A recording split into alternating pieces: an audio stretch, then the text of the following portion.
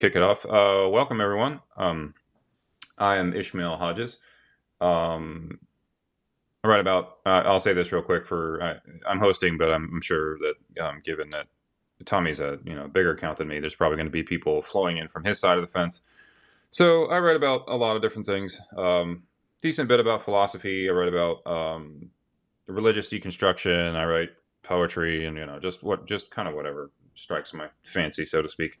Um, But I'm joined today. I'm very excited, actually, by Tommy Blanchard.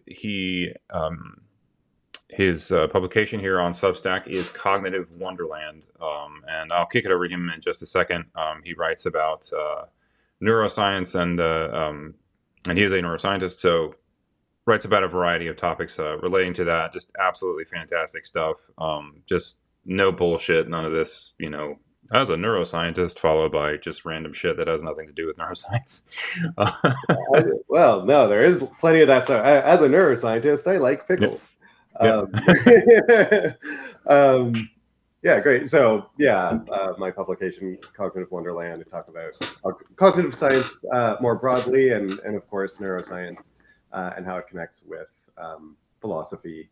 And so, my background is a little eclectic. I have a computer science background, also I did computer science because my parents told me no one would hire me if I studied philosophy. So got the computer science degree. And then once I had that, I'm like, all right, I have my credentials secured for employment.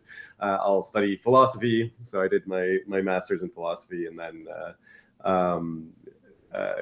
when it came time to apply to PhD programs, that was sort of like, well, kind of sick of this philosophy thing, and went on to neuroscience because I was interested in the same thing. So like my interest in philosophy was very much an interest in the mind, and I just thought that approaching it from a scientific angle would help. So that brought me into neuroscience and the cognitive sciences. So yeah, very, very cool. I've been wanting to talk to Tommy for a while. Some of us, sort of a group of us, will have these conversations, sort of off Substack sometimes. And as people who've sort of followed my stuff, you might have seen me. I've written some different pieces. I wrote the one, about target-acquired panpsychism, where I sort of critique panpsychism. Wrote a recent one about illusionism. So, sort of how all these different views, whether they're sort of initially coming, I guess I would say that they're sort of metaphysics first, I would say, views that then sort of arrive at their philosophy of mind sort of in light of their metaphysics. And then illusionism was sort of the first one, I think, from the physicalist side of things, where I had what I think I see happen a lot, which is a very sort of negative and dismissive attitude towards illusionism, because I didn't understand what they were actually saying. And after trying to put in the time to really come to grips with what was actually being said, my opinion on it changed quite a bit. And we'll get into that, I'm sure, with Tommy, as to what degree maybe some of these different views are necessarily mutually exclusive. But I've been trying here to learn lately, because my next thing, sort of on the more physicalist side of things, that I've realized that I don't have a very good understanding of at all, is functionalism. And Tommy is a functionalist, and so here later on in the conversation, I think we might broaden out the conversation a bit to talk about sort of the public perception of science and things like science by press release, which we see a lot of nowadays. But just to start out with, I wanted to take this opportunity to maybe take advantage of Tommy's much greater much greater knowledge and sort of first person view, being a functionalist, on the topic, to sort of help me get a better grasp on it, because I've done my reading and such, and I feel like I get the shape of it, but I think I'm not satisfied with my current level of understanding, and maybe that mirrors some people who are listening as well. Maybe don't really quite get what functionalism is saying, and sort of where it maybe sits amongst the other views. So, Tommy, if you wouldn't mind, you don't have to go into some crazy deep history or anything like this, but could you maybe sort of set the background about like where functionalism came from, perhaps what it was in response to, compared to things like maybe dualism, behaviorism, so on and so forth, and just if you can kind of give people the shape of it, of what it's proposing essentially. Yeah. I like that you mentioned that.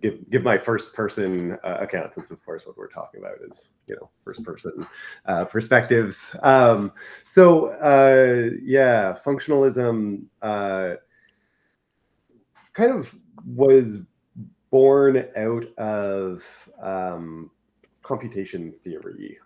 So it's like in the grand scheme of things, kind of a relatively young view compared to like dualism, of course, goes way back. But there have always been views of mind as being material in some way and being not a substance, but an action, right? And so functionalism isn't about so to contrast it with like something like substance dualism, where you have this embodiment of consciousness in the soul. Functionalism is saying, well, actually, what consciousness is certain processes happening. It's certain functions taking place. So if we go back in time a little bit, it was, the founding of psychology and stuff with William James and explorations of the mind. And there was this kind of funny split between philosophy and psychology, right? So psychology is sort of like a very recent, at least American psychology, is a recent split off of philosophy. And as people were investigating the mind and trying to understand it, this school of thought arose called behaviorism. And behaviorism had this very funny approach to mind. They wanted to basically, like, let's put aside all of this mental talk.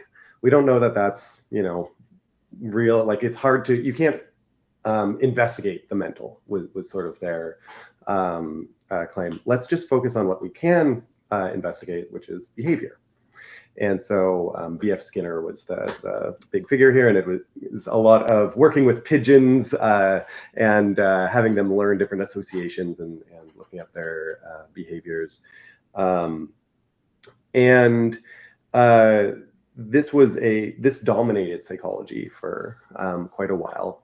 And then there was the rising of some ideas in computation theory. So with Turing and Church kind of starting to give new concepts really around what computation is, what computing is, what math, like the relationships between math and intelligence. And what ended up happening there was sort of this pushback. It's called the cognitive revolution in psychology, where so the behaviorist, specifically Skinner, who is kind of the dean of behaviorism, was trying to give an account of all human behavior in terms of very strict learning. We're not going to, like, nothing going on in the brain really matters, or at least none of these mental concepts really matter. What matters is associations. And so he attempted to explain language, which you can imagine is pretty complicated if you're not talking about anything mental. But he wanted to explain it in terms of the outward stimuli and learned associations between things. And he gave this account in a book, and Noam Chomsky wrote a scathing review. So many people probably know Noam Chomsky as, a politics guy. He was a linguistics guy way before that, right? He was a founding figure in the cognitive revolution. And his review of the behaviorist approach to language basically sunk the whole enterprise. Like, it was, he just made such a strong case that if you buy this model of thinking about human language, where we're not talking at all about what's going on in the mind, this model can account for anything, and therefore it can't account for anything. So, like, it was explanatorily vacuous. And so that, with a bunch of other people, so animal researchers, so this guy Tolman was doing research with rodents, and rodents have this funny, so if you have a mouse running through a maze, they have this funny behavior that they do when they reach a branch in that maze. And this was, Tolman wasn't the first one to recognize this, but they do this funny thing where they'll kind of look down one path and then look down the other. And this was called vicarious trial and error, which was kind of a evocative name to give it, the idea being that they're actually like looking down that way and trying to like mentally simulate, oh, what happens if I go down this way? What happens if I go down that way? And so there was this slow rise of like, hey, maybe we can like include idea. Maybe the mind isn't just a blank slate that has learned associations. Maybe there's more structure there. And maybe we can start talking about what's going on in the mind. And so you had the rise of cognitive science kind of taking these ideas from computation theory about like, hey, we can actually describe computations in terms of logic circuits and all of that. And it actually builds up to doing smart things that usually we only associate with humans doing, solving real problems. So the birth of artificial intelligence, which goes back to Alan Turing. And also this like feeling that behaviorism wasn't really doing enough for us. So we need to start thinking about what's happening in the mind. And so mind was kind of, and the mental was kind of reintroduced to psychology, which was then opened up all of these new ways of thinking about what how humans do all of the amazing things that we do. And so I'm giving this whole history, and like I know that the payoff is supposed to be, and this is what consciousness is. But I think it's important to kind of conceptualize functionalism and the cognitive as an approach to thinking about the distinction between the physical and the mental, right? And so what you should be thinking about is, so from computation theory, we kind of have this idea that there's the physical substrate that something is performed on, but then there's also kind of an algorithm that is kind of like, it's tied to it, right? You can't have an algorithm run without it being run on something, but the algorithm also kind of exists on its own in a way. And so you can start having a bit of the entities in an algorithm kind of exist free floating in some sense above the physical substrate. And that's kind of how people started thinking about the mind. So yes, the mind supervenes on the brain. You can't have a change in the mind without a change in the brain. But the relationship there isn't mysterious. That's the great thing about computers. We built them. We know there's no, like, nobody inserted magic in some part of the computer.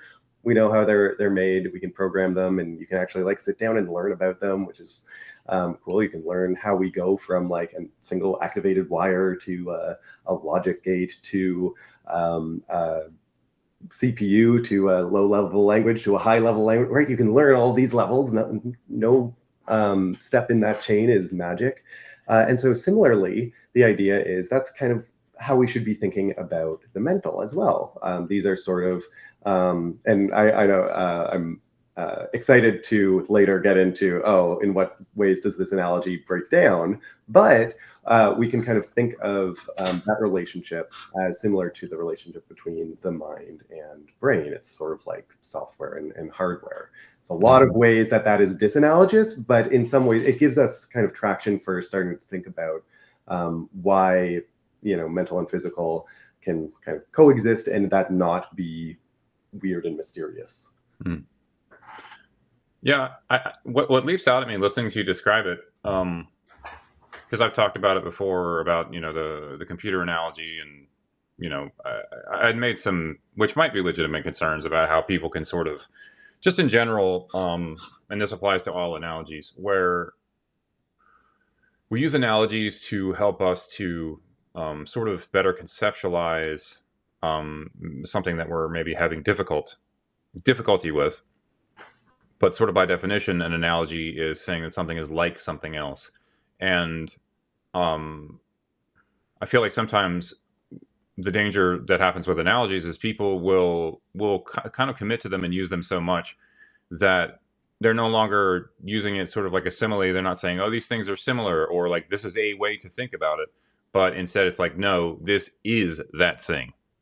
And so, but at the same time, hearing you talk about it, I do think that, like, it is an analogy, but at the same time, I do think that it is a bit more than that, because it seems like you still would have, obviously, and this is a big part of the discussion, is like you still have to sort of make the stitch as to why this thing, in this case, computers, is an appropriate way to think about the mind.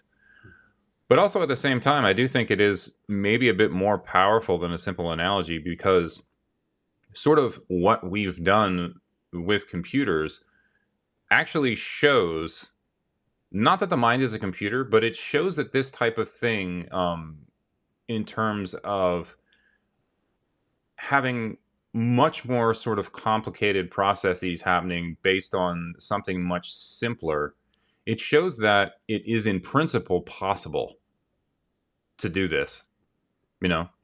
And so, yeah, I think there's, you know, there's more to it even than it just being an analogy. So yeah, it's sort of a proof of concept. Yes, for at least certain kinds of things, right? And like, if you go back and like, if you went back to Descartes' time and told him what computers can do now, Descartes' mind would explode. He'd be like, "Oh man, maybe it's not, you know, a soul tapping the pineal gland after all, right?" Like, there's, and if you told him about, like, "Oh yeah, also we figured out what the pineal gland does. It doesn't do the thing. It's not like the gateway to the soul." Like, Descartes thought, like, you know, his theory would kind of be shot. And so, I think if you look at the history of what we thought, the way we thought about intelligence, right? So initially, it was very much like logical thinking, and like the idea of playing chess would have been like a quintessential example of the kind of thing only humans can do, right? Like, it requires real intelligence, because animals, you put a chessboard in front of a squirrel and it's just going to like grab one of the pieces and run up a tree or something. It doesn't have that concept. But we humans, you know, we can engage in that kind of like pure logical thinking. And then of course computers come along, and suddenly chess is very easy for a computer. Computers beat the best possible human players. It's like, well, maybe that wasn't the human thing. The real human thing is, you know, creativity and language and stuff. And now we have, you know, language. We had computers beat Jeopardy contestants in answering plain English questions. But okay, well, like more generative, creative language, and now we have LLMs writing poetry and stuff. And like, you know, you can get into arguments about how creative they are and all of that, but it's kind of funny that you can definitely see the goalposts moving there in a lot of ways. Yeah. We have had these continual proof of concepts that, like, a lot of these things that we associate with the mental have, we've shown that, hey, you don't need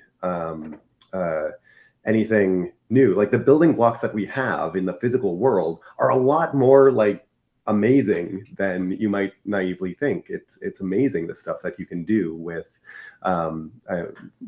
speaking facetiously here, like dumb dead matter. can do a lot of really amazing stuff. So I think we should kind of like heed that general lesson that like, hey, maybe we shouldn't underestimate the powers of putting stuff together in nifty ways. Form is really powerful. Yeah. How do you we don't have to go down a whole rabbit hole in this, but and you said it facetiously, I get that. Sort of the dumb dead matter thing, like that, and maybe we can dip our toe into the physicalism thing just for a second. The dumb dead matter thing, I feel, is sort of very kind of like old school materialist coded. And then as I've talked to different physicalists, like any sort of group of people, I think there's sort of there's a bit of a spectrum amongst physicalists about how they think about things, how they talk about things. I think there are physicalists who just sort of use physicalism and materialism interchangeably, and they do, like, they will unfacetiously say things like, dumb dead matter. Where do you sort of sit? Because like and maybe I can, because it's a language thing, I think I can tie it back into the functionalism thing in a second. Where do you sort of sit as a physicalist with your kind of mental aspect towards sort of the fundamental building blocks, or however you or however you choose to conceptualize that? Because I can understand that, when you say something like dead matter, dead means like bereft of life, or or used to be alive, or it just depends on how you're using the word. And it seems like, with what little I understand of sort of what seems to be happening in quantum theory and such, that dead is not a word that springs to mind when I when I see what they seem to be discovering there. But I also understand having a real aversion to using a word like the opposite word. Say like, oh, the universe is alive. It's Right. like, all right, calm your tits. Like, you know what I mean? So, like I said, I can probably tie it back in with the language thing. But where do you kind of sit on that? Like, what's your kind of aspect, if that makes sense, as a physicalist and as like a sort of a modern physicalist? Yeah, I mean, I think this is just like a branding thing. I say, facetiously, dead dumb matter. Like, that's just emphasizing a particular aspect of matter. That, like, hey, matter isn't behaving in some intelligent way. It's behaving. We have really well defined rules about what they do. They interact through quantum fields and all this stuff. And, that's fine. It's very different than life. And that's fine. Calling it dumb or dead, like, we shouldn't, those just don't really apply to that kind of thing, because it's not like it's trying to be intelligent, and it's not like it was alive and then died or whatever, right? And so, like, those terms don't really apply. But it does kind of, the reason I used it, facetiously there, is just to kind of hone in on the fact that, like, hey, this stuff doesn't have certain properties that we know that we do, right? So an electron isn't smart, and we are. But it turns out a lot of those aspects of smartness that we see, we can get by not through, it's not the substance that does it, right? It's not, electrons aren't little bundles of smartness and we just need to like put enough together to get a big bundle of smartness.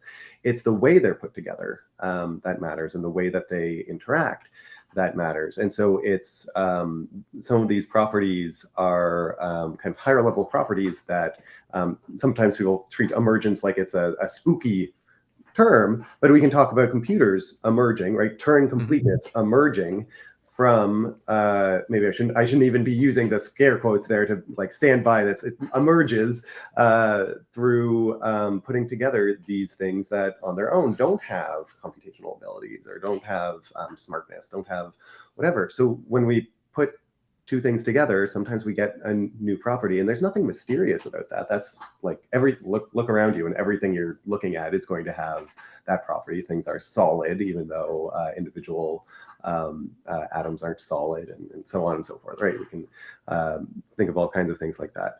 So emphasizing that the constituent parts don't have these properties. It's just a way of emphasizing, hey, these are things that come about through the form, through the particular way that we put these together. And there is, like, I guess, like a sort of a relational aspect of saying that, you know, something that we call. Tell me if this analogy is correct. I'd said the other day that something like like a traffic jam, if we think about the concept of a traffic jam, or like the whatever you want to call it, whatever language you want to use, the instantiation of a traffic jam, whatever, is an example of soft emergence, but hard emergence or what have you, or strong emergence. Hardest of emergence. Strong emergence would be strong emergence. Your hardness is emerging. Yeah. Getting into the PG-13 jokes here. I don't know what kind of program we're on, but strong emergence would be, you know, if some of the cars sprouted wings and flew away. Right. Yeah. So, like, the traffic jam is essentially like a state of affairs that is able to emerge from sort of its constituent parts. That is not held within any of its constituent parts. Like a single car cannot be a traffic jam. You know, there is no quality of traffic jamness to a car, but it can be a part of a traffic jam. And what we call a traffic jam is a situation that emerges. And it is literally required for there to be multiple cars, because, you know, and there's also probably in this, you know, we won't go into this, but it also goes into another thing of like, well, how many cars? Right. You know, like there's a whole host of conditions. You know, it might not even be an amount of cars. You could have a day where, okay, this same road, the same amount of cars. One day there's a traffic jam, and then there's another day there's not, because that day there's an accident or there's road work. You know, like, if you try to press on any one little thing, you're not necessarily going to get what we call a traffic jam. Yeah. Yeah, and I think just to break in there, like, I think this is where some criticisms of certain attempts to explain different phenomena as physical things, there actually is often a point. Like, it's possible to be too reductive. Because there are a lot of systems, and I think the brain is a very good candidate, if there's any good candidate, where breaking it apart into pieces, you're actually missing the whole when you take it apart. Because I think a lot of brain processes cognition is very much a holistic thing, and part of the struggle with studying the mind is the fact that, like, it's this incredibly complex thing, and also, like, it's not something that we can really break apart. It's this giant dynamical system that's the most complex thing ever, and each piece kind of interconnects with a bunch of other pieces in a really complex way, and so it's hard to say, and of course this is how neuroscientists do it, just out of necessity. They kind of like try to break off a little piece and isolate it, but the brain isn't that modular, and the mind isn't that modular, and so it's very easy to be kind of overly reductive and try to look for, like, oh, how many cars do we need, and all that. Like, it's not that simple, right? It's it depends on all the dynamics and the relationships between them to really understand something higher up. Like, to take a more concrete example, when we're talking about various neurological and psychiatric disorders. There's one string of thought trying to figure out, okay, what are the specific mechanisms broken? Taking this very kind of reductive approach, what are the genes that give rise to this, and so on. There's, but at least some of these disorders aren't like that. And so a good analogy is like, think of a virus on your computer, right? So on your computer, you could have like a hardware fault, right? And so you could look at all the hardware pieces and figure out, yes, this part isn't working. Or it could be a virus, which everything at the hardware level is kind of working the right way. It would be really hard to figure out what's going wrong with your computer. Looking at what's going on with the hardware, like, technically the information's there, right? If you had perfect understanding of computers and could tell by which wires were being activated when, you could potentially reconstruct what's going on in the computer, but like that's an inhuman task. Similarly with something like post-traumatic stress disorder, right? It's a memory-related disorder. Your memory is working properly. It's doing what it is. The emotional responses are like make sense given the learning that's happened, and like things have kind of gotten out of kilter. So there's a component of it that is all of the hardware is working right, but at the kind of higher level things aren't quite working right. And so it's easy with these kinds of systems, whether a computer or an artificial neural network or a brain, a mind, it's easy to be overly reductive and miss out on the fact that, hey, like all of the dynamics actually matter in this case, because we're used to taking a reductive approach because it's really good at explaining a ton of stuff, but some things are just really complex and to like it's important to understand the pieces, but the way they fit together also plays a role. Yeah, so it strikes me as it's like it ends up being like a really sort of thankless reverse engineering problem, because I was just thinking about it because I'm a gamer, and that's about my extent of my interaction with like kind of computer shit. But I was thinking about it. It's like, I'm not saying that this is a perfect analogy, but it's like if you're approaching the brain, and if you're gonna, if I walk in a room and I don't know what games are, I don't know how any of that works, and I sit down and somebody hands me the controller and play the game, I'm like, wow, this is crazy. I'm gonna figure out how this is happening. Okay, with the tools to hand, if I don't have, like you said, some sort of perfect level of knowledge, and especially if I'm pretty limited to only doing sort of physical actions and then sort of extrapolating from there, how insane of a task would it be? Okay, first of all, I have to figure out that the processing part isn't happening in the television; it's happening down in the box somewhere, or a box somewhere. Which nowadays with streaming and stuff, it might not even be local. But you figure out it's in the box. Well, it's like, okay, this is where it's happening. This is the money part. Like this is where it's all going on. And then I crack that box open, and up here I'm seeing characters and physics engine shit happening, and AI, artificial intelligence shit happening with the characters interacting with each other, and the world reacting to me moving through it. Like all physics engine shit, all this other stuff. But then I crack this box open, and it's just like it's Right. a bunch of parts. So there's actually one of my favorite papers by Conrad Cording is this paper where they actually like literally did what you're describing. So this is a neuroscience lab, and they got an emulator of a microprocessor, and I think it was like it might have been an Atari, and so they were literally looking at they knew. They had perfect knowledge of what was going on because it's emulated, so you don't have to like physically measure everything. Perfect emulation, perfect information about what's going on at the transistor level in this microprocessor that's running Donkey Kong. And the question they were investigating was, hey, if we tried to investigate this using modern neuroscience methods, where basically like one of the big complaints about in neuroscience is we're data limited. Like there's so many neurons, we never have like neuron level data for anything ever of the entire brain. So the real problem, the real reason we haven't figured out the brain is because we don't have enough data. All right.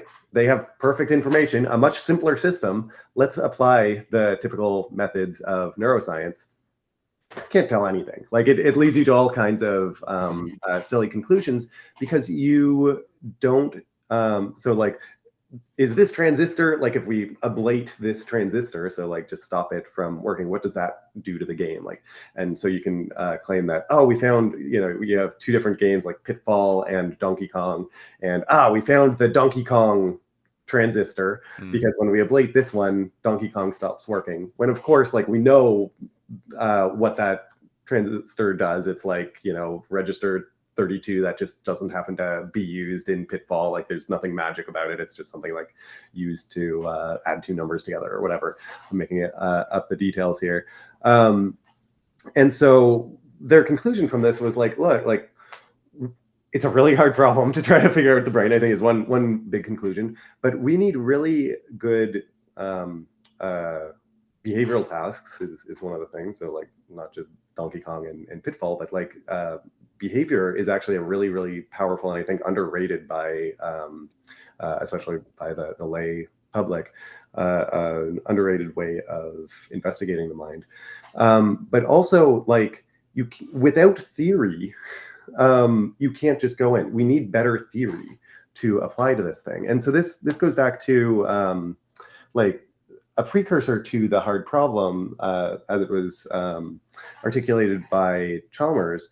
Precursor to that was Leibniz's mill, where he imagined, hey, imagine that we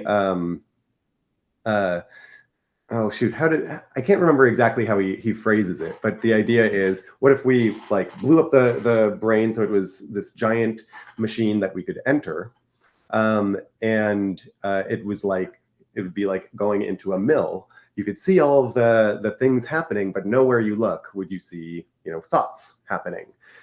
You wouldn't see feelings, you wouldn't see thoughts, you wouldn't see any of this mental stuff that we know exists, and therefore this physical stuff can't be this mental stuff.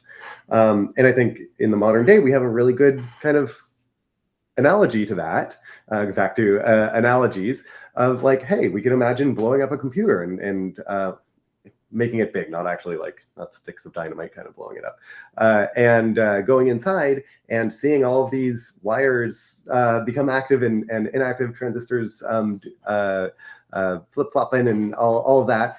And you would have no fucking idea how to go from that to, oh, it's playing Donkey Kong, because you need a theoretical level understanding to kind of make sense of all this stuff. It's not simple.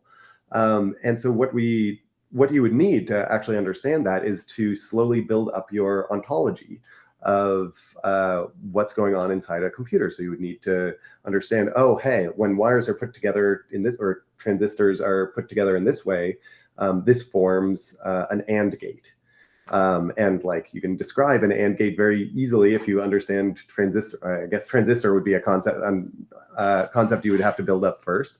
So understand transistors, then you can build up an AND gate, and you can learn how that gets put together to more complex things until you can like trace it all the way to, oh, and then it sends a signal to the monitor that shows these things, right? So you'd need a long line of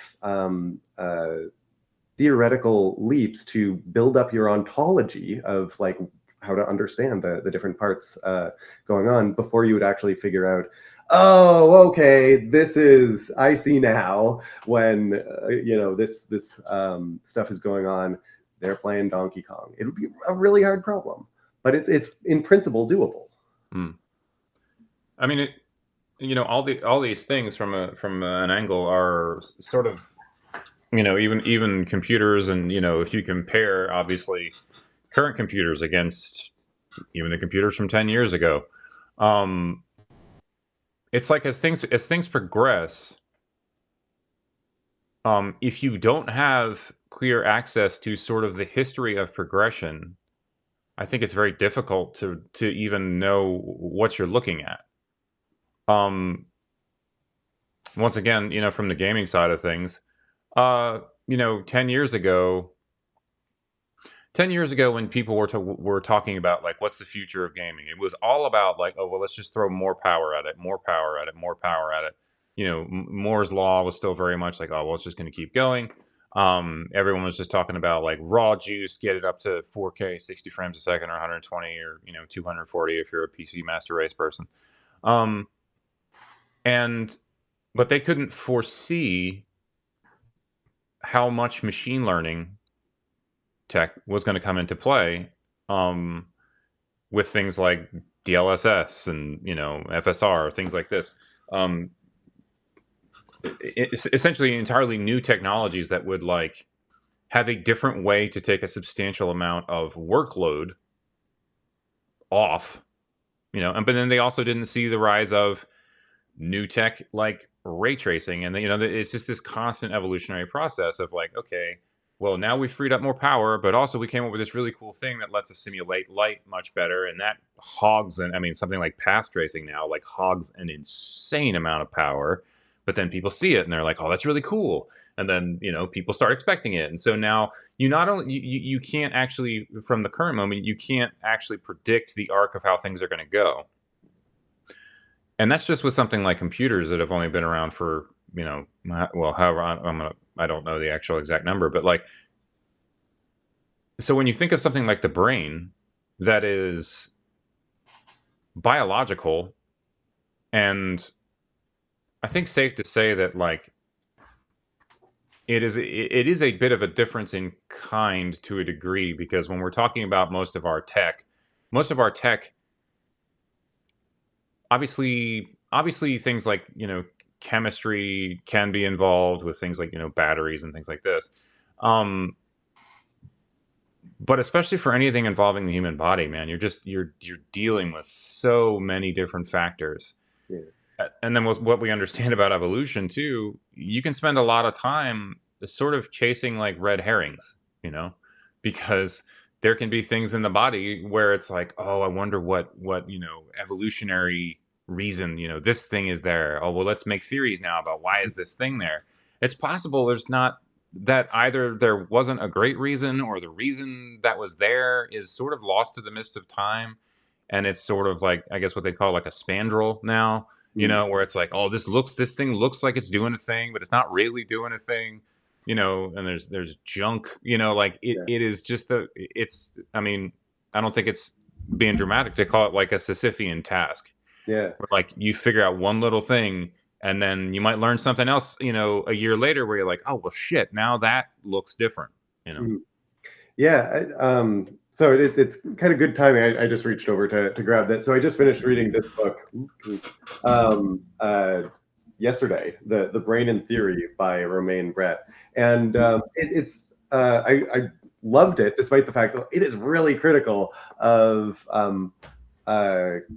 like the computational analogy, which like I like that analogy in all kinds of ways, but also like everything it said, I was like, yep, absolutely, that is a weakness of the analogy, and a lot of those analogies make the job so much harder. So, for example, like computers are engineered systems, and that means they're kind of like engineered to be human understandable in a sense. Like obviously they're very complex devices, but at the same time they are very modular. Each part does a thing. And when we run code, it's running an instruction one line at a time. And that makes it so much more comprehensible than the almost jungle of the brain, where there's no program that your cells are running, right? Like your brain starts from development, your DNA interacting with the environment.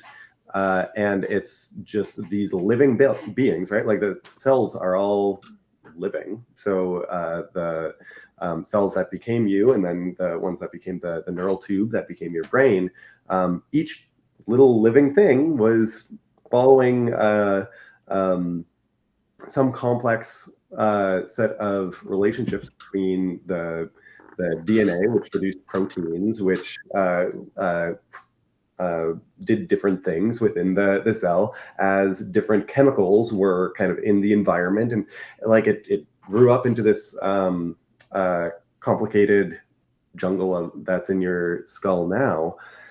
And at no point was there a human that said, oh yes, and this part will do this, and this will do this. It's each individual part kind of doing its bit, and these complicated dynamical mechanisms to ensure that the whole thing came together into a coherent whole. So there's, I think, a really good argument that trying to understand the brain in isolation like a computer is kind of missing the part. Like it's a living thing. It's always changing.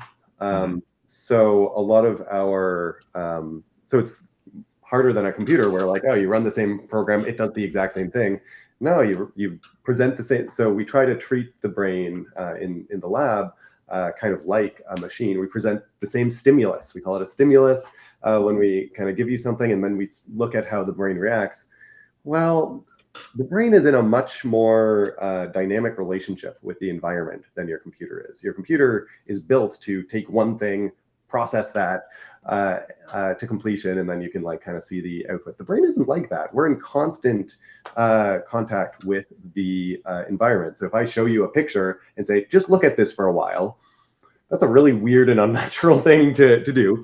But it's our way of trying to simplify one small, we're trying to carve off a little bit that like, okay, we know that we're able to like identify objects and learn associations with identified objects and all of that.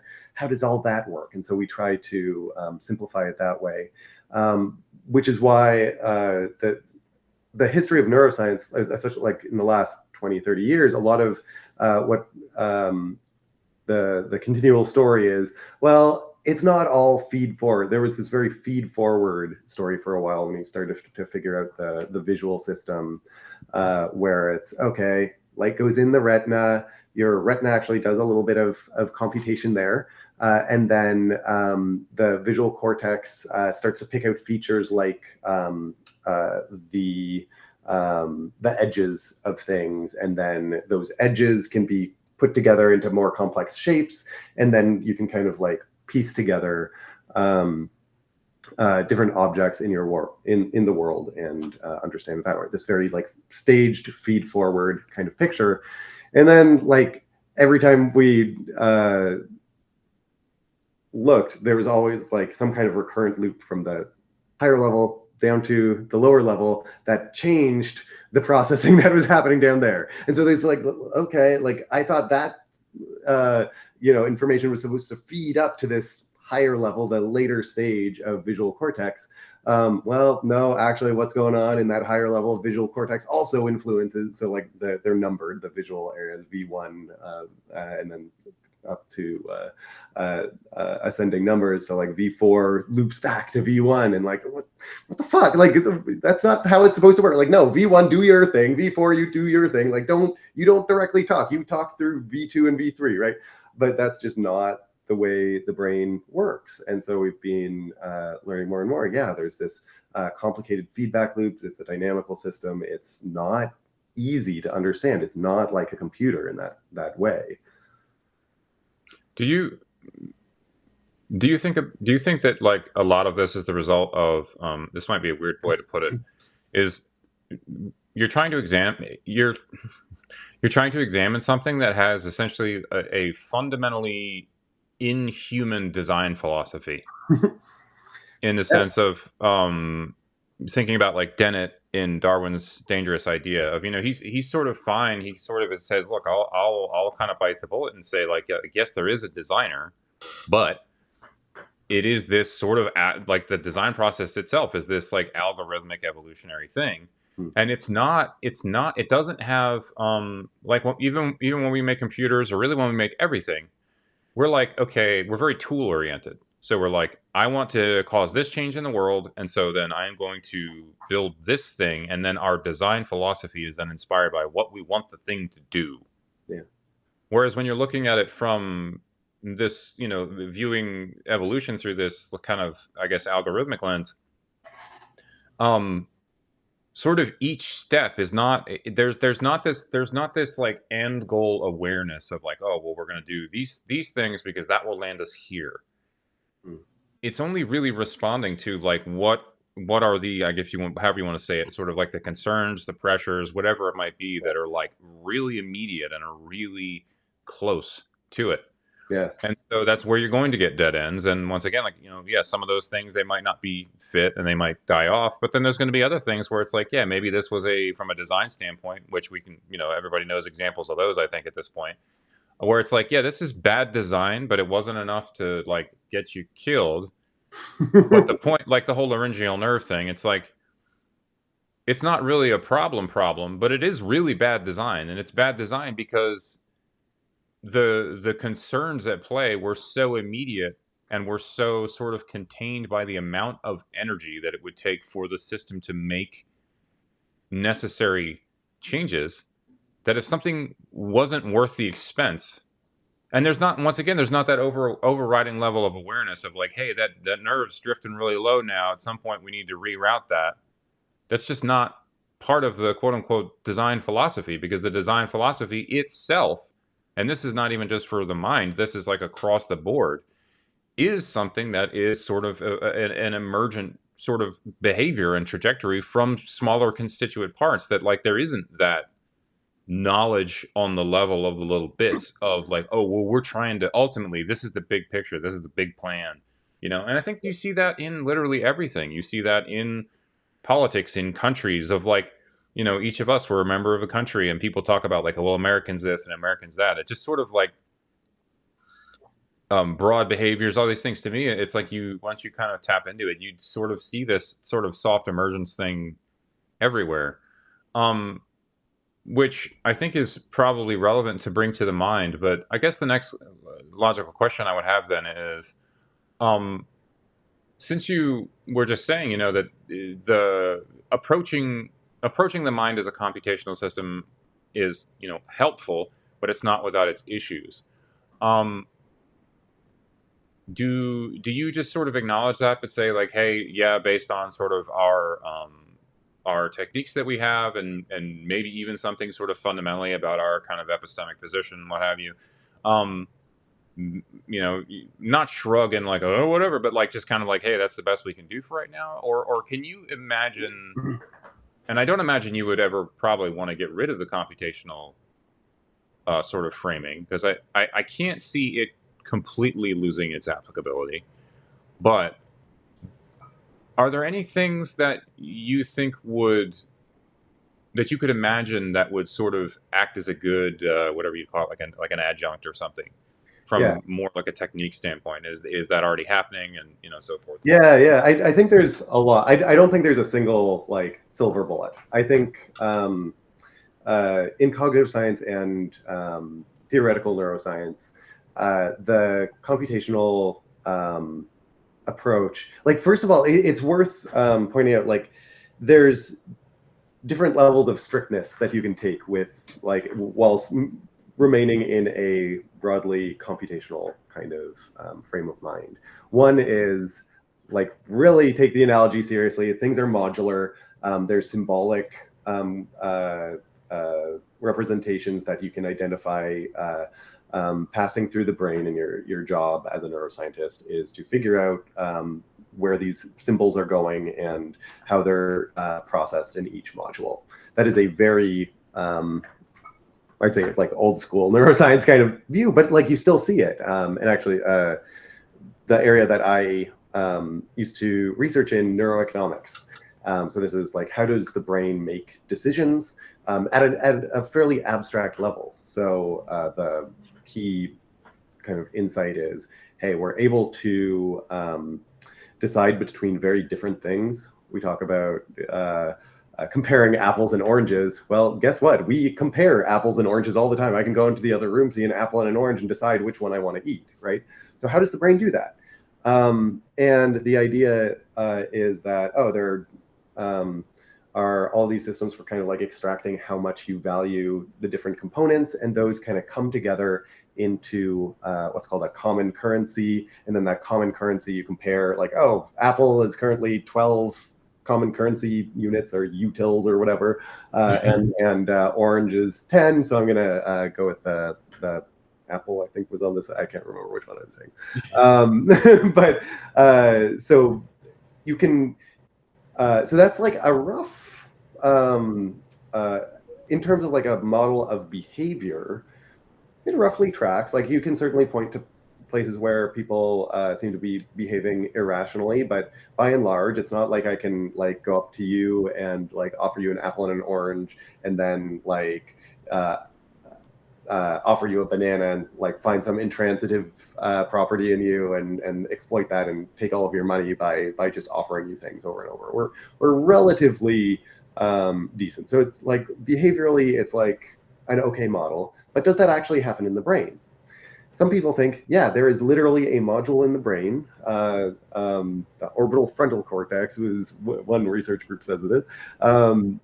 that has representations of the common currency values of these two things and does the kind of choice between the two.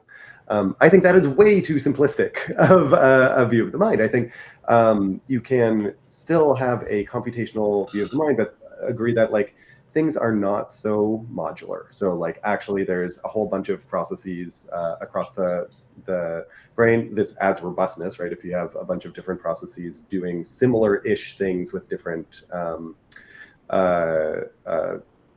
strengths and weaknesses, that adds robustness.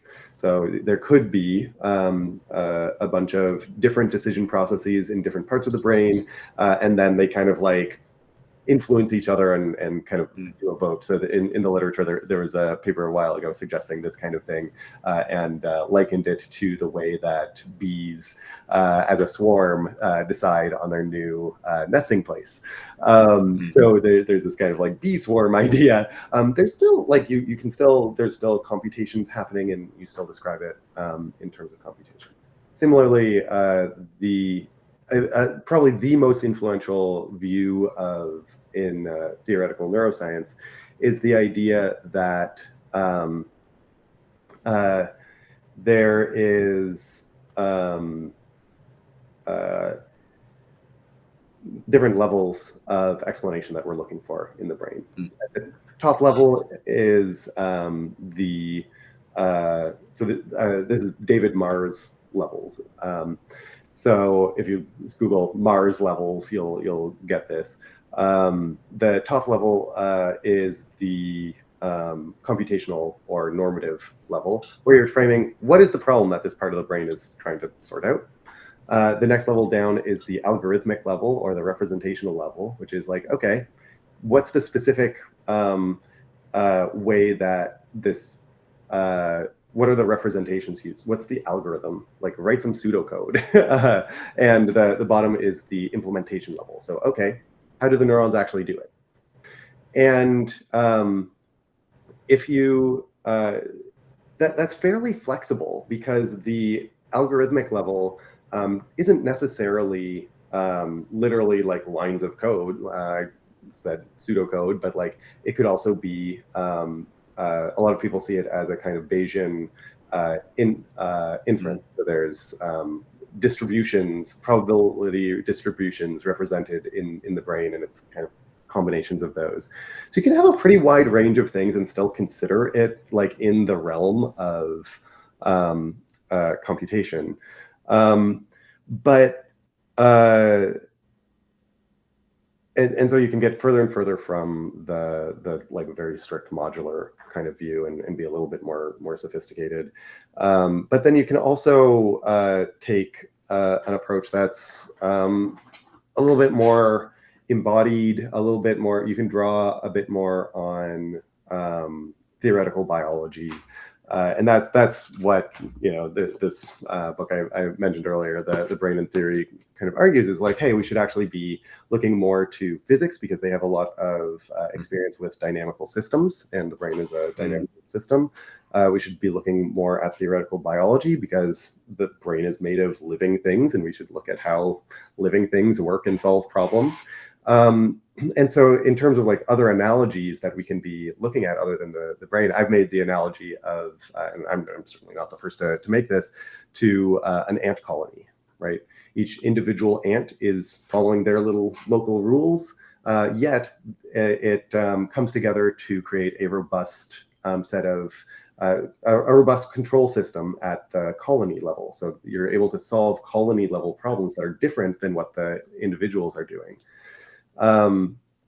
And similarly, like the big example nowadays, of course, is artificial neural networks. How does an LLM work? Well, it's a big, complicated, dynamical system, and people study them, right? Like even though we built these things, people study them to try to figure out like, hey, what are the kind of representations within them? Like, how does it work? How do we get out these behaviors? Because they do pretty amazing things. So we can study them and try to understand that behavior. So I think like there's a lot of other analogies to look at and understand that are useful. None of them are as dominant currently in neuroscience as the kind of computational approaches. But I wouldn't be surprised if over the next 10 years or so, like there's a little bit more of that stuff coming in. There's already like a lot of dynamical system stuff. It's actually, there's like a pipeline from physics to neuroscience for some reason. A lot of the theoretical neuroscience people come from physics. So we are getting a lot of those ideas in the field, and I think that's really helpful. But I think we'll be seeing a lot more of that and a lot more like artificial intelligence right now. You go to any neuroscience conference and like that's like talking about LLMs and stuff is like very common. Do you think the LLM thing could end up leading to something similar to what's happened with the computer analogy? Because it does seem like there's a lot there where you're like, because already, like I've even made the joke myself. I'm like, oh, I'm an idiosyncratic, small language model with a really weird, training data set. Yeah. And it's like, I wanted to ask real quick, and I know this can turn into a whole big thing, so we don't have to, but one of the early people with functionalism is Hilary Putnam. And he also did a lot of work on, I guess, what you call like philosophy of language. And it seems like the two are connected. How much do you think, and you can correct this if I'm misstating it, but it seemed like when he was talking about language, his idea was ended up leading to some of the stuff with functionalism of not being this sort of like an identity first view, but instead being more of an active process sort of a view. And my understanding was, say, like if you have the word sun and then there's the object out in the world, the word sun essentially like is correlated to the object. It is not directly correlated to like your idea of the sun. Things like this. And when you were speaking earlier about people looking at the brain and going like, okay, well, they're looking at it like modular, and they're like, well, this module does this and this module does that. It seems to me again like there's maybe that sort of collapse happening that I wrote about being kind of concerned by, because on the one level it's like, well, are you saying it is helpful to think of this part of the brain as a module, or are you saying this is a module? You know what I mean? Like this is a module in the same. So like, and I do think you could say that some of that does come back maybe to philosophy of language. How do you see those things sort of interacting? And do you think that someone's sort of philosophy of language can have like downstream effects on how they approach these sort of things? Yeah, so I don't know that much about the like Putnam philosophy of language thing, but I think I can speak to the like the more broadly philosophy of language, LLMs, brain connection. So first of all, in terms of like analogies, are we able to like get a bit too far taken away by the analogy between LLMs or artificial neural networks more generally and the brain? Absolutely. Like I think it is very easy. Like basically everybody working in artificial intelligence, I think takes the analogy too far in the sense that we know that neurons are way more complicated than the units in an artificial neural network. And it's not like by a small degree. It is like, yeah, you can do a lot of cool things by just having a single weight between and then one unit going to the next modulated by that weight. But what neurons are doing, like they are connected in much more complicated ways. They're connections themselves, there are often computations happening at the, I'm calling them computations, so you can see like I'm still very much in the computational framework, but you don't need to think of them that way. But signals become combined at the dendrite level. So before they get to the body of the neuron. Artificial neural networks, you have discrete steps. Things flow through in discrete steps. That's not how it works in an actual brain. Things fire when they're damn well ready to fire, and it unfolds in real time, right? And so like there's some things that are probably similar, like artificial neural networks are big dynamical systems, and they're able to do a lot of things that we know the brain does. So like presumably there's good reasons to use them for models of certain things, and they can really help us think through how the brain might be performing certain things. But we have to keep in mind it is a vast simplification of the brain. There's certainly not a one-to-one correspondence between neurons and neurons. Unfortunately, we use the same term for both, which is like, we really want to push that hard. Now, in terms of like broader philosophy of language stuff, I've seen a lot of really good papers and discussions drawing on philosophy of language and applying it to large language models, specifically with regards to like, does a large language model really like mean what it says, or does it like understand that? And there's a lot of good work happening with investigating the representations that large language models have. And there's some complicated or surprising stuff in there, like that large language models, despite not having vision, still understand the relations of the colors to each other, right? And don't they have some spatial, it seems like some sort of spatial awareness as well? And there's some like back and forth about like how far this goes. It turns out that like you can pull out some spatial information, like the spatial locations of different cities relative to each other, without actually having a spatial representation. So like there's some like, there's a lot of complexity with how you actually interpret a lot of these results. So it's interesting to think about. Now, what I find interesting in all of this is that the fact that LLMs are so successful in constructing sentences, and you can ask them, like, the dimensionality of language is enormous. I don't know if this is probably at least approximately true, that most sentences that we say are unique, just because there's so many words that we could choose from in the English language that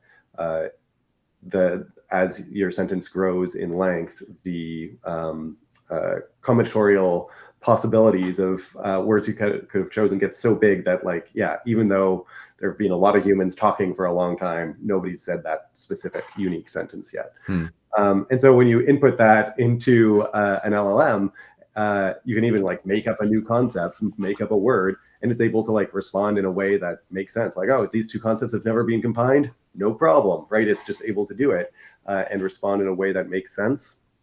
That's amazing, and tells us an enormous amount about how we should be thinking about the meanings of words and semantics.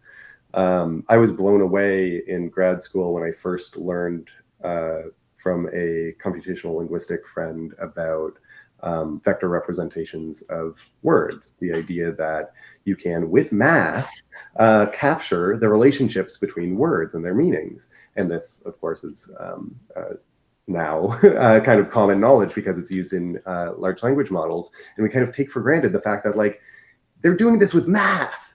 That is so cool, right? Like they're able to capture these relationships that feel so qualitative and so different from math. And yet it turns out if you have a large enough dimensional space, a rich enough mathematical structure, the relationships in that mathematical structure can capture these qualitative relationships. That like should be mind-blowing to everyone, but we all just like, oh, whatever, yeah, computers can talk now, big deal. But like, I think that has really dramatic effects for how we think about the mind more generally. Now, to your question of like, does philosophy of mind come into this? Yes, of course, because some people, so I've read papers by some people that say, well, how does the meaning kind of get in to the large language model? A lot of people will try to shrink the importance here by pointing out that, like, hey, they're learning off of human language, right? So really they're parasitic on the human language that they're getting in their training data. And so that's so different than how we humans learn from our like embodied experience that, that's not, it doesn't tell us where you get meaning. It just tells you like, if you already have some meaning, you can kind of like get more in. But others say like, no, like so much of what we mean is actually relational, right? Like most of the words I know didn't come from picking up a physical object and being like, oh yes, here is justice. It's from the relationships with other concepts that it has. And so is it really that different? So like, I think your views on language can tell you how much of a deflation there, that's the word I was looking for when I offered that shrink. So how much you kind of deflate the what it is LLMs are doing is going to depend a lot on your views of language and where meaning kind of comes in and how important the senses are versus relationships. So I'm very much on the kind of I like relational views a lot more than anything. Although like if you see meaning as mostly coming from picking up and interacting with objects, that's also relations, right? It's just a different kind of relation. It's a relation to our sense data. And guess what? Our sense data, or I shouldn't be using the word sense data, but our senses, that comes to us through electrical signals, right? Like it's not that different than these weird mathematical vectors that LLMs are taking in. So I think there's a lot of connections there, but yeah. Do you, as you were thinking, I was wondering, maybe it's not there yet, but do you think that there's the potential, coming back to the functionalism thing, because a big idea within functionalism is the concept of multiple realizability. Do you think there's the potential in LLMs to sort of make a big case? And once again, I think that a lot of this talk about LLMs and such about like, oh, are they exactly like us, is a red herring. Like, of course they're not, but that doesn't mean that there's not something going on that is interesting. Like, it's like, oh, are they intelligent? What intelligence are you comparing it against? You know what I mean? Yeah. And it prompts a lot of like questions towards the self, I think, that make people uncomfortable because they likely haven't examined them before. But like, sort of, once again, if you're thinking about these things as proof of concept, do you think that there could be potential in LLMs to sort of put a big kind of nod towards functionalism being a good way to look at things, in that they are achieving a what from the outside is pretty much like an indistinguishable end result, but it's happening through rather different means and a different substrate? Do you think that that's could eventually form something of an argument for why functionalism is a good option? It's funny because I feel like that could cut both ways, right? I think a lot of people look at LLMs and say they're clearly not conscious, and yet they're doing these functions that we associate with conscious beings. Therefore, you can have zombies. LLMs are an example of it, right? So I think you can kind of cut it both ways. I'm more interested in them as something that tells us something about how the mind works. And my hope is that by building up our ontology. So like one way to view the difference between, I guess, physicalists at large versus non-physicalist theories of mind is whether we are building mind stuff in, if we're enriching our ontology with mind stuff kind of at the bottom or from the middle. And so I like to think that, no, like we can get these additional things. We can enrich our ontology from the middle, just like we were talking about with going inside of a computer and learning about logic gates. Suddenly, the computer's architecture would make more sense to you after you have that like ontology in your mind. Similarly, my hope is like, okay, LLMs tell us something about language and semantic representations, and hopefully make our kind of language generation abilities a little bit less mysterious. Not that like LLMs are exactly like what's going on in the brain, but I think they are a tool for understanding that. They're a model of it. And so I hope that it can enrich our ontology in a way that then helps us understand, the whole by being one of the pieces that make up that whole. Does it concern you at all? Because something else that I was thinking about was, these things are something, you know what I mean when I say we. I had fuck all to do with it. But these are something that we made, and I understand the underlying principles and things have been there for a while, but this is something that we made, pretty recently, and it seems like there's already things occurring in these systems that, as you said early on in this part of the conversation, people are like, oh, well, how's it doing that? We're already in this position of like trying to understand exactly what these systems that we put together are doing. Um, does that, as someone who is studying the brain and the mind, etc., does that strike you as almost a little defeating in a way? Because I could see looking at that and going like, damn, like these things are really young and really new, and if in it's exciting in a way because it shows how sort of rapid and how like there are really cool implications maybe of how sort of rapidly these sort of algorithmic systems can take off. Like that's really cool. But it's like, man, if this thing just showed up on the scene and it might already be starting to kind of like pull away from us in terms of us fully understanding exactly how and why everything that it's doing is doing what it's doing. Has it ever struck you that you're like, man, the brain is like orders of magnitude more complicated, and it has had many many orders of magnitude more sort of development time, so to speak. Yeah. Like, and I am that thing, which maybe then we can get into that sort of the qualia idea, where it's like not only that, but it isn't this system sort of detached from myself. I'm like studying the system with the system. Yeah. Like how do you sort of land with that? Is it another thing where you're, and once again, I don't mean this is a bad thing because I think you have to sometimes.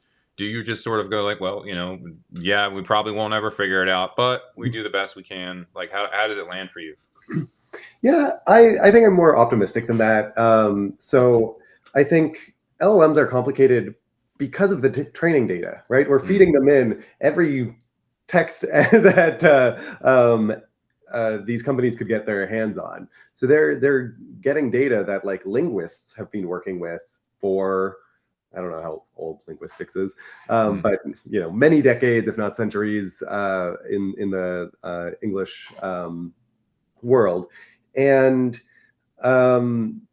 linguists didn't figure it out before. So like, yeah, we're not gonna just suddenly totally crack language because it's in an LLM.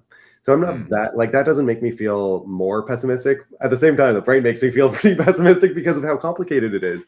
But I am hopeful that science, when you look at the history of it, has these different periods of people working in different paradigms for long periods of time before somebody has some insight that kind of like isn't clear at the time but ends up being this like really important cornerstone that really revolutionizes everything. There's a wonderful book called Inventing Temperature that goes through the history of the science of temperature. And it was centuries before we figured out temperature. Like temperature, come on. What could be simpler, right? We take it for granted all the time now because we just pull out a thermometer. But like there is so much complexity that had to be solved to invent a thermometer that's actually accurate and works. And so neuroscience is a relatively young science. Cognitive science is a very young interdisciplinary field. And so in the grand scheme of things, we've figured out a lot.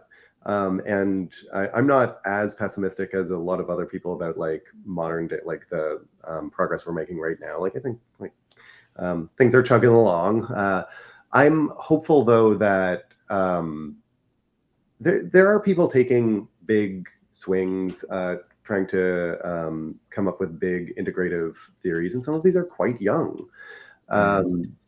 So like the free energy principle, I think that paper was like, it definitely within the last 2 decades, right? It's not that old. Now, a lot of people aren't a fan of that, but like a lot of people are. So like there isn't like a single unifying theory that everybody agrees on yet. But who knows? Next year, maybe someone will publish a unifying theory that really does it, right? There's so many different angles to take, and we're getting traction in so many different places that even where, like in some places it might seem like we're spinning our wheels, and maybe we are. I'm optimistic enough that like collectively there's progress. We're trying in so many different directions. One of them has to win. We have to come up with something that helps crack the code. And I think it's going to take time. Like the brain is complicated. I don't think it's going to happen super soon, but I do think this gradual process of building up our ontology about the brain. Like we know a lot more now than we did like this in the 70s. We found out all kinds of stuff that now informs how we're looking at how we approach new areas of the brain and stuff like that.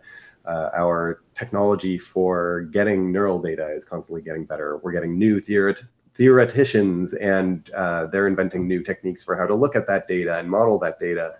And so like I'm optimistic that I don't know what the solution is, but I'm optimistic that like we will come up with something that has this kind of breakthrough. In terms of the like first person view, like there's a view that's sometimes discussed that like, oh well, we're trying to understand the brain with the brain. Are we going to be able to do that? And I think that's like a funny, like it's a good question, right? Like it is in some sense, therefore a unique problem. But I'm kind of optimistic about it because whenever we understand anything, it comes through finding simpler principles that kind of give rise to the complexity. So the fact that, yeah, our brain is really complex, and like that complexity is what allows us to understand stuff. I think that we're likely going to find the simpler principles that explain all this stuff. And yeah, it's going to be a tangled mess, and there's going to be levels to it and all of that. But I'm optimistic that, like, again, collectively, we'll be able to do it.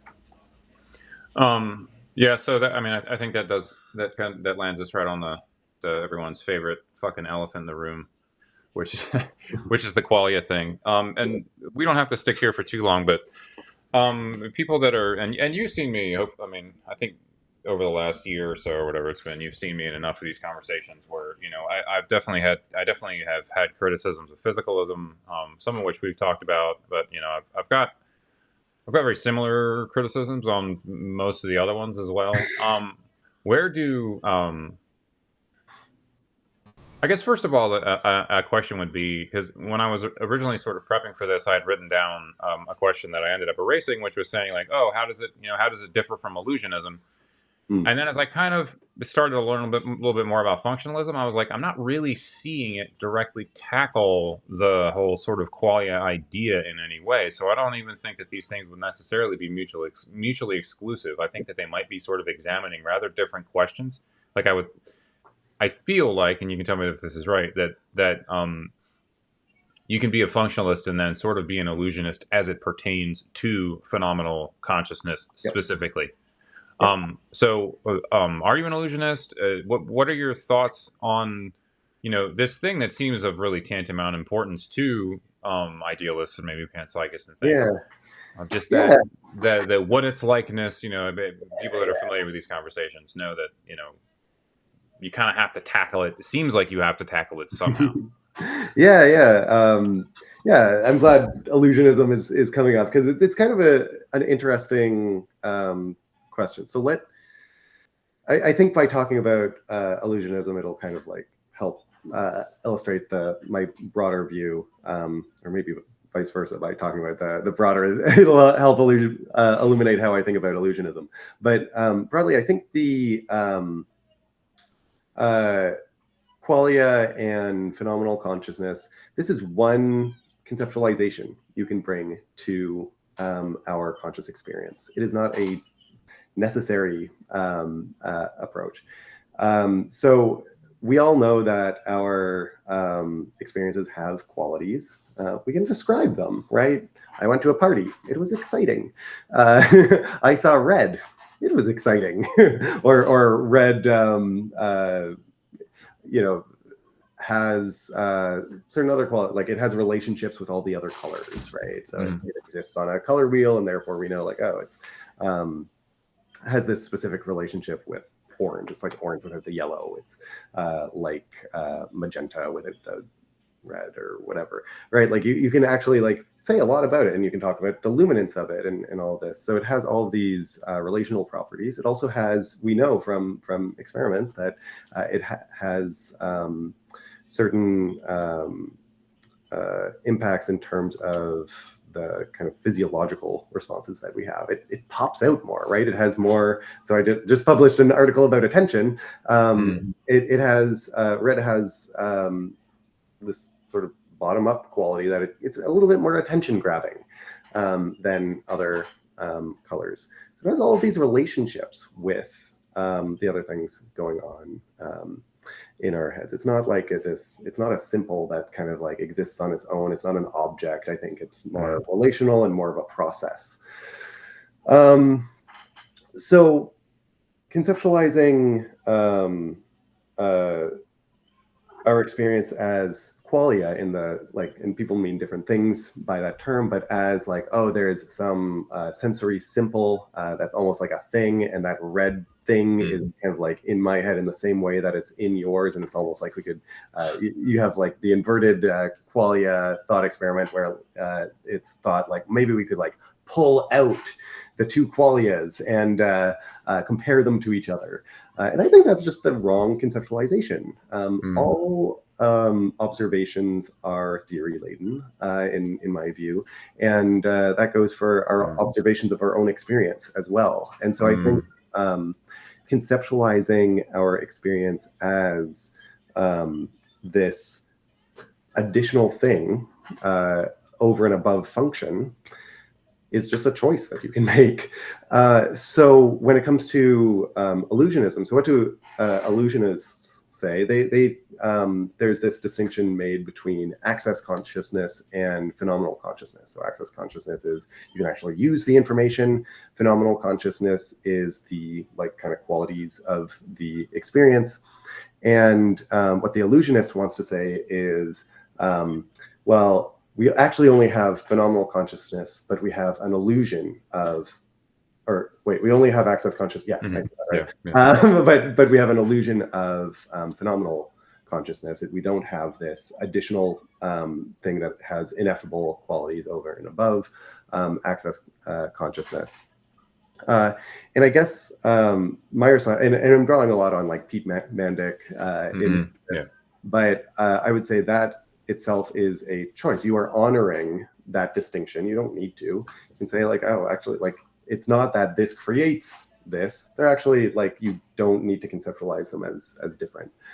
And so I think illusionism, like as a position, it kind of says that, oh, the only conceptualization, or maybe the natural conceptualization, is to conceptualize phenomenal as distinct from access, and that these need to be separated things. But I think there's other ways of conceptualizing it, and if you kind of look at your own experience in different ways, you don't necessarily need to see that, which means that, you know, there's almost more of a spectrum from illusionism to non-illusionism. Like you can see like an extreme illusionist could say like, no, there's only one way of conceptualizing this, and since we know phenomenal consciousness can't exist, it's an illusion. And at the other extreme, like I think Pete Mandic is more extreme than I am, because he wants to say that yeah, the only reason people conceptualize it this way is because of bad philosophy that started in the 1700s. And like, he has this very specific historical story about where this idea comes from. And I think there's a lot of merit in that. But I think there's kind of a middle ground where you can say, okay, it's not the only way to conceptualize it. But at the same time, I do think it's like an easy way for people to conceptualize it. And maybe it's the natural way. I don't want to make any strong claims about that. But that kind of honors the fact that like, oh yeah, a lot of people seem to find this intuitive, but at the same time, it's not kind of necessary. So it's kind of like the example that Pete's actually used that I like a lot is this Wittgenstein quote about when I can't remember the exact phrasing here, but about the Earth going around the sun rather than the sun going around the Earth, and someone said, "Oh, well, yeah, we thought that the sun goes around the Earth because that's what it looks like." And Wittgenstein's response was, "Well, what would it look like if the Earth went around the sun?"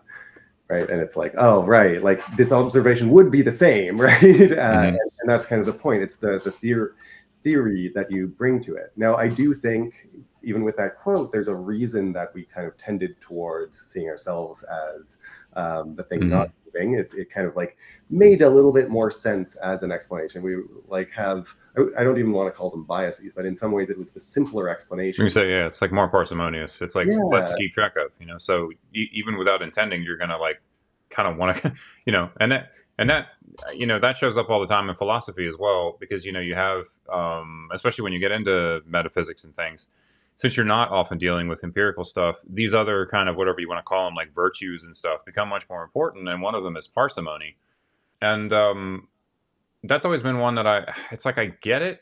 And people bring up Occam's razor and stuff, you know what I mean? And that's great. And, it is a razor though. It's not a law. And so I always try to keep that in the back of my mind that like, it's not logically necessary that the most simple option is going to be the right one. You know what I mean? Yeah. That I feel is more of like on the epistemic sort of side of things, that like, it makes things easier to keep track of, sort of up until you hit a point where you're like, okay, maybe not, but that's when it gets really sort of dicey. And it's like, and that's the thing, is like what you said about everyone showing up, or all propositions being theory laden, that's something I've been myself smashing into kind of constantly. And it's tough because like I totally understand the intuition that idealists and maybe panpsychists report of saying like, yeah, but like there's still just, even if you put aside, qualia, there's still just this thing that seems like it's just a different kind. And that's why we continue to that's why people continue to have these, if you not that it was, the first idea ever, obviously it wasn't. But if you look, maybe I guess in more sort of modern, concepts about the mind, maybe you did sort of start out with dualism, which is sort of, I think, based in that intuition that it seems like the mind, it seems like, what's going on there is something sort of fundamentally different from the rest of the world. And then it ran into which I didn't realize. I think that was like Queen Elizabeth. Was it? Is that true that it was like Queen Elizabeth in a letter to him it first brought up how do they interact, the interaction problem? No, it was the Princess of Bohemia or something. Oh, okay. Yeah, it was some member of royalty, which I thought was funny. Of like, he's like, aha, here's my thing, and what I'm assuming was a girl was like, how do they interact if they're complete? Yeah. I thought that was awesome. There's a good example. They come from anywhere. I think there's a book that has like their correspondence in it. I've been meaning to read, but yeah, my understanding is like she kind of like, the modern consensus is she kind of like took it to him and won. And so like, oh, sorry. No, I was just gonna say, oh, we were both right. Princess Elizabeth of Bohemia. Okay, so I got the Elizabeth, but I got where she was from, and you got the princess part where she was. But I'm curious. I want to, because I try not to do. Once again, it's his style. I'm not criticizing it really. You have someone like Alex O'Connor where he has sort of like, he'll ask like questions of his guests that are specific to them, but he has like his certain like group of 5 or 6, like gets kind of everyone's take on this kind of thing. So because I'm very new to all these things, I became aware of dualism, and then kind of tried to read up and talk to different people in the different like monisms, which I would say mainly panpsychism, idealism, physicalism. I know there's more. But the way it ended up landing with me was that with Cartesian dualism, you have this concept of res extensa and res cogitans. And I know I'm oversimplifying, but then you have the interaction problem, and so then you have essentially views being like, okay, well, there's an interaction problem, so we're just going to posit one thing. And it seems to me like I feel like panpsychism, depending on the form, can kind of fall somewhat towards the middle, but definitely for idealism. And this is a personal issue I kind of have with idealism.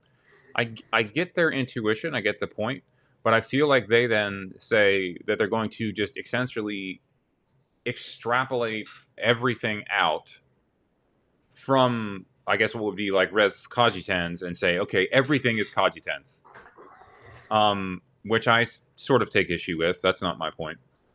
But then I see physicalism on the other side as almost sort of making the opposite move, where it's sort of saying, okay, everything is res extensa.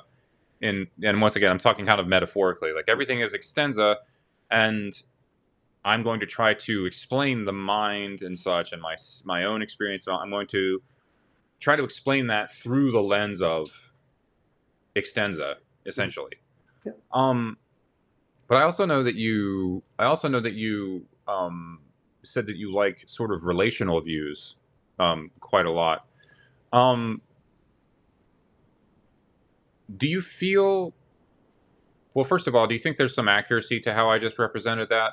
And do you feel like the relational view, though, in sort of setting aside substance views, whether it be something like sort of traditional idealism or maybe even like a more traditional materialism, do you feel like with where you sort of sit in your type of physicalism, but also liking the relational ideas, do you feel like that sort of allows for like a kind of a more holistic approach to things, to say, maybe, because this is where I'm kind of landing with some of the more kind of, whether it be process stuff or relational views, that it sort of questions the framing of a lot of these questions of saying, oh, well, what is it? Like, what is it to me? Seems to be very object based. And I've been wondering if that actually sort of arises out of our nature as kind of like primates and tool users, where we're very inclined to want to like grab things and go, okay, what is this? What is that? What is this? And then we kind of carry that into metaphysical questions and questions about the mind, when it might not really be appropriate to what we're talking about. Like, how does that all kind of land with you? Yeah, I think there's something to that. So I agree with the idea that, like, yeah, it's not a thing. It's I don't even want to say it's a process. It's like a combination of processes. Mm-hmm. And even the word process might not be quite the right one, but it's,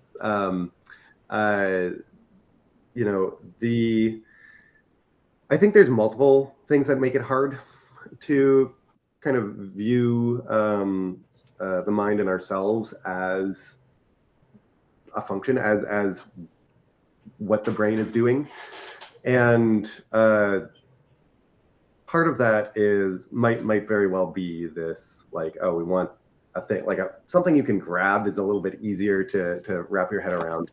Qualia, again, are like, we kind of, in all of the thought experiments, qualia is kind of treated as, you said, like it's almost like it's an object you can take out and examine, rather than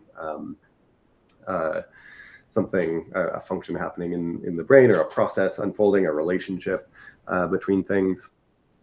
And I think another piece that makes this really hard to wrap our heads around is when we are really used to almost anything, any concept that we encounter in a particular way a lot, it becomes very hard to see it in a different light. And so this can be about ourselves. So like a example that's easy to kind of make the switch is if you've ever like heard yourself described in the third person and somebody's describing your personality, it takes you a second to realize, oh shit, I do that, right? Like, oh, this person has picked up on a pattern inside of me that I didn't even know. But it takes a second, right? Like, you're hearing it. Yeah. And Beyond then Genesis Evangelion, baby. The me that exists in my mind is not the me that exists in the mind of others. That's where it all started for me. Sorry, go ahead. Yeah, so it kind of like takes a second to translate what you kind of experience in the first person to this third person description and realize, oh, these are actually saying the same thing. This thing that I experience this way, this third person description actually is kind of like describing just in a different way. Because we have such an intimate relationship with how we experience it in one way. But then we recognize, and like it's not a troubling recognition that like, oh yeah, like I have personality traits and that's fine. But other things that we experience all the time, I came across a note recently that I thought was kind of funny, which was that one of these supposed to be mind-blowing facts, right? That what if I told you? Yeah, what if I told you that told me. that atoms are mostly empty space, and so when you touch something, when you touch a table, you're not actually touching the table. You've never actually touched a table because the atoms don't actually come in contact with each other. Whoa, dude. But notice here that like we're talking about the concept of touch, and what we've actually learned is the concept of touch isn't quite what you thought. Instead of two things just not being able to be in the same physical location, which is what it kind of looks and feels like in the macroscopic world, it's actually the electromagnetic forces kind of pushing against each other. That's the force that pushes back, not the I can't be in the same physical location. That's not what happens at the microscopic level. I'm being a little imprecise there, but you get the meaning here, right? And so our concept of touch that we're so used to kind of breaks down a little bit when we see it in this different way. But that just means you can kind of reconceptualize like, oh, okay, yeah, by touch, I mean atoms kind of like pushing back against each other, or the subatomic particles and their fields pushing back against each other with the electromagnetic forces. And that's cool. And then we can take that even further and learn about like, oh, you don't actually like feel the thing. What's actually happening is the ion channels in nerves are opening up and flooding with ions, and due to the contact made by a thing, right? And we can say, well, actually, that's the same thing as touch, and again, tell a similar story. And so I think a similar thing happens with when we talk about the mind and the brain, that it's really hard to see. So the reason I wrote this attention article is because it's really hard to think about what the hell is attention, right? It's something that we experience all the time, but it's hard to conceptualize it in a way other than this kind of odd ability we just kind of like take for granted in ourselves and others to like spot things that are out there in our world. And so actually giving a more mechanistic account of like, hey, this is actually what's going on. You then have to also, and I try to do this in the article, give the account of, well, it's not that this takes us out of the picture, right? If explaining some part of the mind, you feel like you've been taken out of the picture, you're drawing too small a picture of yourself, because you encompass these things. So when your higher level goals bias the sorts of objects that jump out to you in your visual attention, it's your goals, it's part of you that is doing that biasing, and that is directing attention from the top down. And that's a really hard conceptual flip to make, because we've described it in this third person way, in this mechanistic way, very different than how I conceptualize it in everyday life. But it's the same thing as the table pressing back, right? Like, yes, everything, like atoms are empty space, but that doesn't change the fact that it pushes back. Explaining the mechanisms behind attention doesn't make your attention go away. It doesn't take you out of the picture. You are still there. So that's how I see a lot of these conversations around mind more generally going. I think it's just really hard to see ourselves in that way with these common concepts that we have, our experiences, our perceptions, and all of that. It's really hard to see those in third person terms and make that conceptual flip to like, oh, and that's me, and that's this part of my experience, and that's this other part of my experience. And I think that's part of what makes the function being performed, consciousness, identity kind of hard to wrap your head around. I wonder too, because I like the idea with consciousness. I like the idea sort of gradualism. Still, I'm terrible about finishing books. I'm still trying to work my way through that. What's his name? Other Minds, the one that focuses on octopuses. Oh, yeah, yeah. Yeah, yeah, Peter Godfrey Smith. yeah. Peter Garvey Smith. Yep. Um, and recently, I took a small little dip into looking at some stuff about Helen Keller, because kind of listening to what you were just saying, and you were talking about like, oh, someone else was describing you. You know, we have this narrative in our head, and like, oh, my sense of self and what it's like, and things like this. And I don't really have the answer to this question, because it's like, if even that is something that's sort of built gradually, and I guess maybe this would end up leaning towards something like illusionism. It's like, what do we really know what happens if you really just start stripping things out? You know, like I think now, like I think when I go, okay, right now, I'm like, okay, I just thought of myself. Well, I have an image in my head of myself, but that's because I've seen a mirror. What if I had never seen a mirror, or I had never seen anything reflective? What's my image of self now? Well, I guess I'd have something by like looking down at my body, but I would have, when I think about my face, it would literally just be, I would presume by feeling maybe that it had something in common with, but I wouldn't really know what I looked like. So that wouldn't really be a part of my self image. Um, Not too long ago, I posted a clip, an excerpt, and it was really beautiful. She wrote really beautifully, Helen Keller. Um, and she was writing about that, about how, like, you know, her world was darkness and silence. And so she tried to sort of explain it by saying that, like always present, the thing present in her mind is like sort of the center of her universe was, and she said it in this very sort of powerful metaphorical way of like, was a hand, you know, essentially like a hand reaching through the darkness, because like that's all she had, Yeah, yeah. really, to engage with the world. But then what she was able to do off the back of that was insane, you know. Yeah. But that's the thing, is you take even that. Okay, so what if you took, you know, I don't mean literally, but like, what if you took that away? You know, like, what if now she wasn't able to touch? What if there was no smell? What if there, you know what I mean? Yeah. Like, what if she couldn't? She's paralyzed. Maybe she couldn't feel. You know what I mean? Like, once you start stripping these things away, and it you know, because that same person wouldn't be able to talk or give any self-report, you know, you wouldn't be able to get at it. Maybe you could do some sort of testing of what parts of the brains line up. And not that I was suggesting we do that to someone, but philosophically you wonder, it's like, well, I'm me, I have, you know, we have this sense of self, like I said, we have this sense of what it's likeness. Maybe there is something left, I don't know. But it really makes me wonder, like, in the gradualist sense, like, what if what we sort of just presume as this fundamental sense of like what it's likeness, what if that is just built up of a bunch of constituent parts, and it feels like something that seems like it's completely unavoidable, but it is actually not, you know? Right.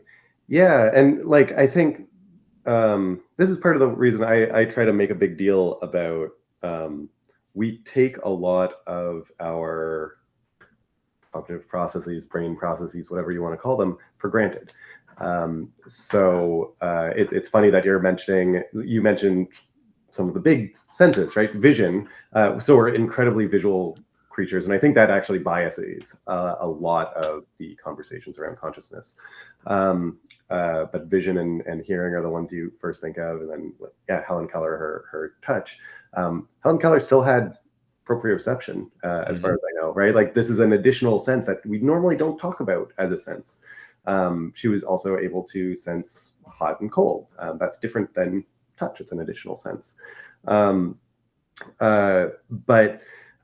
sensing our internal states, right? Like, we have mechanisms for, obviously hunger is a big one, but also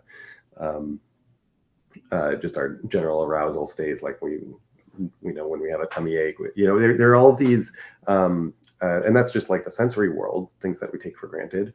A great book, a science fiction book, there is no anti-mimetics division by Quantum. Great book. I think he just came out with like a V2 of it. He published, self-published the original a long time ago, and just got it really published.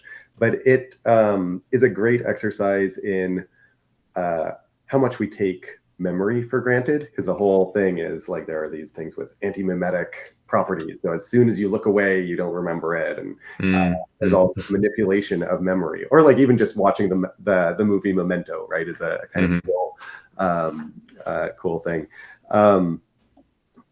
So I think it's very easy for us to take memory for granted, and our different senses for granted, our attention for granted, and like the idea that, oh, there might be something left. Well, you're probably just taking something for granted, right?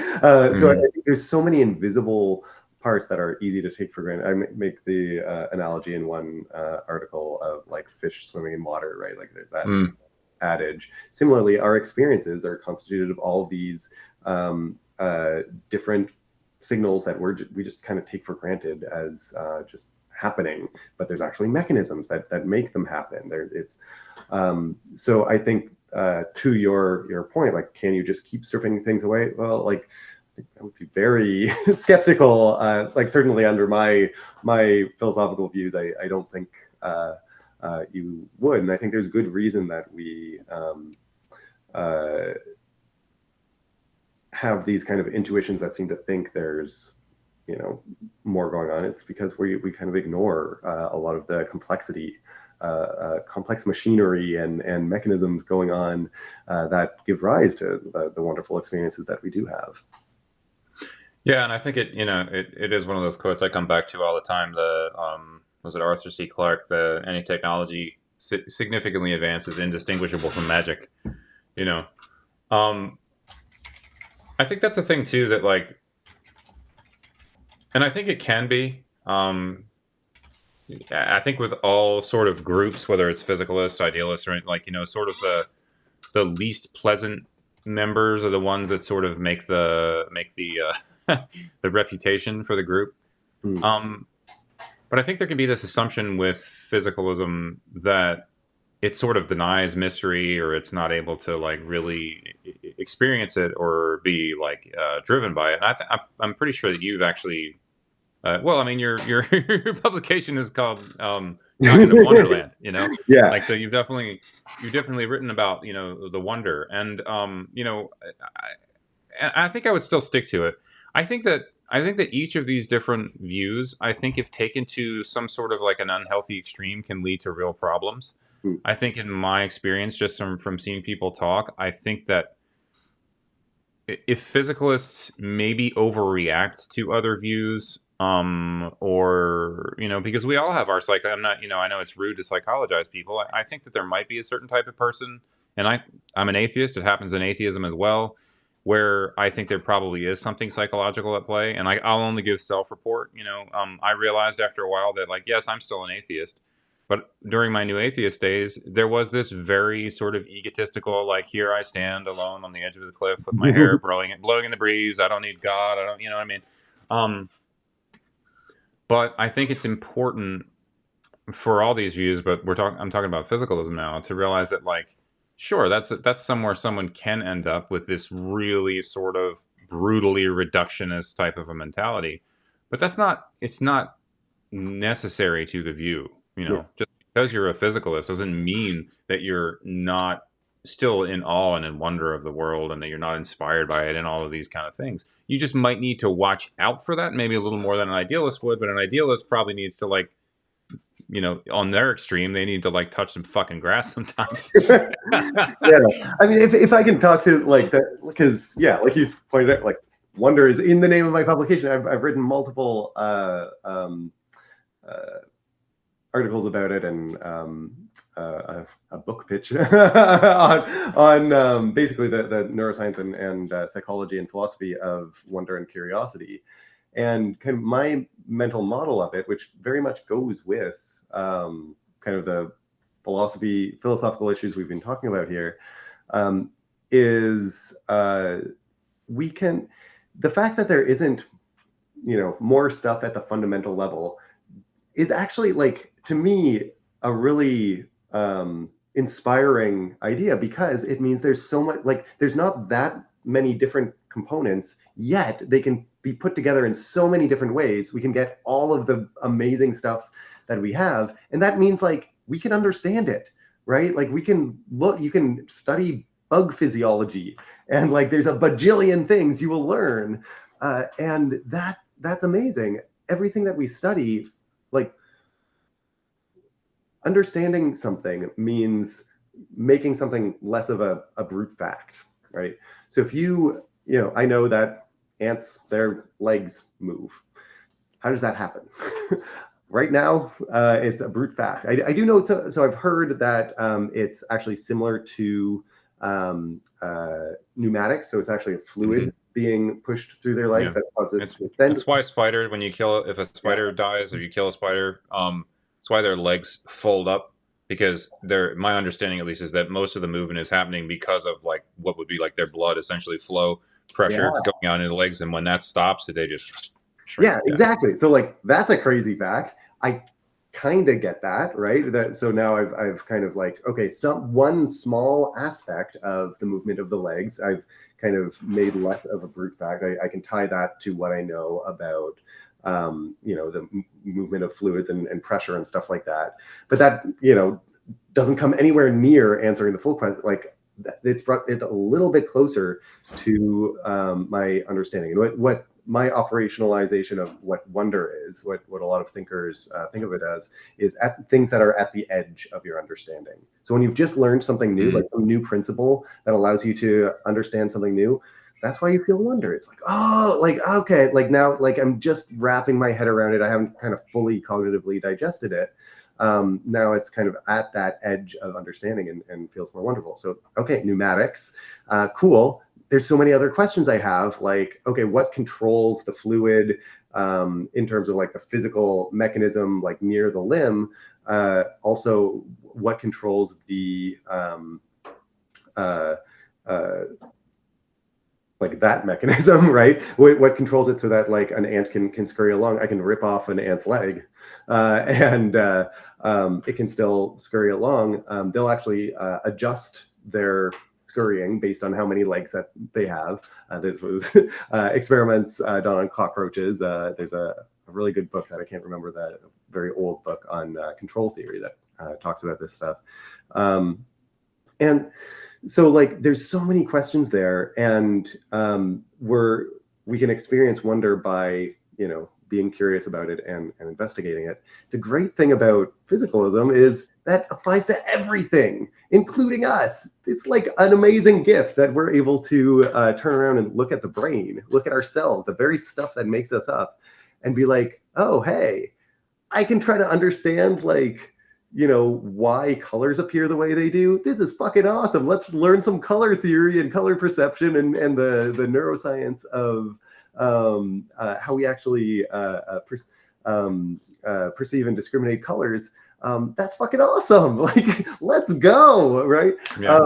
So we can have this wonder about that stuff that you don't have to, it doesn't have to be like a depressed, like, oh yeah, we're just going to reduce everything to atoms bumping into each other or whatever. Like, no, there is so much wonder in the world. And that's one thing that I try to get across, is like, hey, we can experience that wonder by being curious, and you don't have to be afraid of explaining things. Right, there's even things that are very dear to our heart. So like explaining, like talking about the hormones involved in the feeling of love. It doesn't diminish love. It doesn't make love go away, right? You can say, yes, love is this wonderful thing. It's the most powerful force in my life. But at the same time, I can understand what my body is doing that produces it, and understand that I am an embodied thing, and have a relationship with other animals and the way that they raise their young. And I can understand the neural mechanisms and how, like there's a lovely, I don't know that this theory is how worked out this theory is, but there's a lovely theory that, the same brain mechanisms that evolved for, initially just something's good, approach, something's bad, avoid, right? And that becomes a kind of valenced thing.